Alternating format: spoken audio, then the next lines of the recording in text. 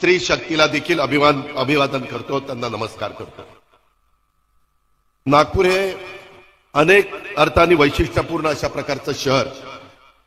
आज इथं आम्ही पहिला कार्यक्रम मुख्यमंत्री माझी लाडकी बहीण योजनेचा जे वाटप आम्ही केलं ते बालेवाडीला केलं। त्यावेळेस लाभार्थींची संख्या प्रथम टप्प्यामध्ये 1,60,00,000 होती आणि वितरित रक्कम आम्ही 3,225,79,00,000 रुपये त्या ठिकाणी वितरित केले। त्याच वेळेस मुख्यमंत्र्यांनी उपमुख्यमंत्र्यांनी आम्ही सगळ्यांनी ठरवलं होतं की तो कार्यक्रम तिकडे झाला, आता पुढचा कार्यक्रम आपण विदर्भामध्ये राज्याच्या उपराजधानीमध्ये नागपूरमध्ये घ्यायचा। आणि आज लाभार्थींची संख्या 52 लाख अधिक झालेली आहे आणि वितरित रक्कम 1,562,85,00,000। आता ज्यावेळेस आम्ही बटन दाबलं, माय माऊलींनो तुमच्या सगळ्यांच्या डीबीटीवर पैसे आता घरी गेल्यानंतर जमा झालेले असतील। आम्ही दिलेला शब्द पाळणारी लोक आम्ही वचनपूर्तीचं राजकारण करणारे आहोत। महायुती सरकार हे काम करणारं सरकार आहे, हे काही दिशाभूल करणारं सरकार नाही। त्या चांगल्या योजना मी आणल्या।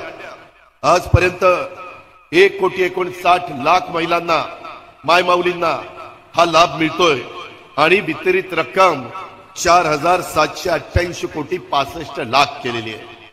ज्यावेळेस अर्थसंकल्पामध्ये या योजना आम्ही जाहीर केल्या त्यावेळेस आम्ही सगळ्यांनी याला वर्षाला खर्च किती येतोय, आपण व्यवस्थितपणे तो देऊ शकू का, त्याच्यावर ते करत असताना राज्याच्या इतर कामावर परिणाम होणार नाही ना, विकास कामं अडचणीत येणार नाही ना। मित्रांनो, मी यावेळेस माय माऊलींनो 10वा अर्थसंकल्प सादर केला। मागे देवेंद्रजींनी पण अर्थसंकल्प सादर केलेत। एकनाथराव सिनियर मिनिस्टर म्हणून अनेक वर्ष काम करतायत आणि त्याच्यामुळे चांद्यापासून बांद्यापर्यंत माझ्या गोरगरीब माय माऊलींना सक्षम करण्याच्या करता, सबल करण्याच्या करता, त्या ठिकाणी त्यांना आमच्या रक्षाबंधनाची ओवाळणी देण्याच्या करता, उद्याच्याला येणाऱ्या भाऊबीजेची ओवाळणी देण्याच्या करता हा सगळा कार्यक्रम 2.5 कोटी महिला आम्ही डोळ्यासमोर ठेवल्यात। 2.5 कोटी, 1 कोटी जवळपास 60 लाख अजूनही पुढचा टप्पा आहे।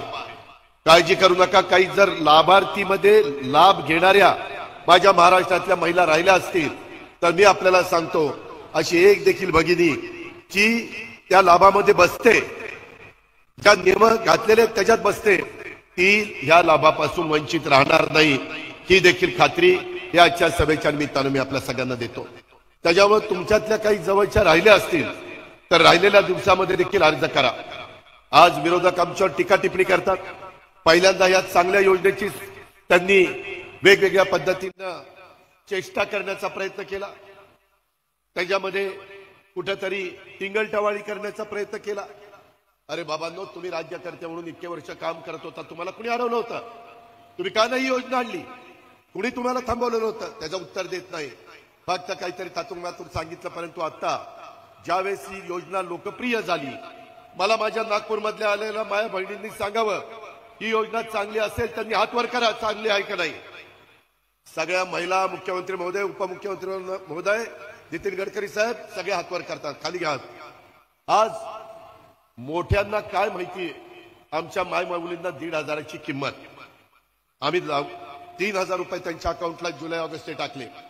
खुरपडीला जाणारी महिला, माझ्या कचरा गोळा करणारी महिला, माझ्या धुणं भांडी करणारी महिला, तिथं झाडू पोछा करणारी महिला, काहींच्या घरामध्ये जाऊन स्वयंपाक करून देणारी महिला किंवा झोपडपट्टीमध्ये राहणारी महिला, तिला तिची सुखदुःख माहिती।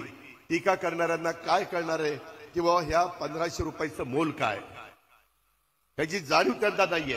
कारण सोन्याचा चमचा तोंडामध्ये घेऊन जन्माला आलेली लोक आज माझ्या गोरगरिबांना 2.5 लाखाच्या मध्ये आतमध्ये उत्पन्न असणाऱ्यांना आम्ही मदत करतोय, तर त्या मदतीच्या बद्दल काही ना काही चुकीचं सांगण्याचा प्रयत्न करतात। लाडकी बहीण योजनेबद्दल अजितदादांनी एक मोठी खुशखबर दिलेली आहे। तर ही बातमी तुम्हाला कशी वाटली हे आम्हाला खाली कमेंटमध्ये नक्की सांगा। आणि आजच्या व्हिडिओमध्ये फक्त एवढंच, आपण भेटूया पुढच्या व्हिडिओमध्ये। तोपर्यंत जय हिंद, जय महाराष्ट्र।